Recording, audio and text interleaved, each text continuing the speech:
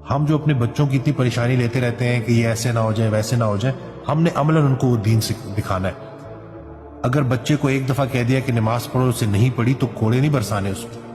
آپ نماز پڑھتے رہیں، محبت کے ساتھ نماز پڑھتے رہیں، وہ بھی نماز کی طرف آ جائے گی۔ ہم جو ہر جگہ پہ جبر کرتے ہیں نا اور غصہ کرتے ہیں تو اور اس کی عزت نفس مجروح کرتے ہیں۔ میرے اپنے ساتھ واقعہ کہ میں مسجد میں جو ہے جمعہ کی نماز تھی اور میں دیکھ رہا کہ ایک باپ وہ بیٹے کو یوں گھسیٹ کے نا کھینچ کے کہہ رہا کہ سیدھی صف میں کھڑے ہو، وہ بیچ میں وقفہ نہ رکھو، اور جس طرح سے اس کی تذلیل کر رہا، اور پھر میری طرف دیکھ کے کہتا ہے کہ آج کل کے بچے بھی کتنے بدتمیز ہیں، اور وہ بچہ بیچارہ سر جھکا کے۔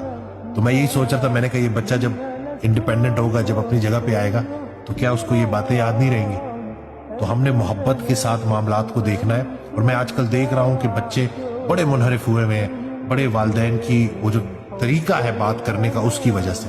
تو محبت سے جو بات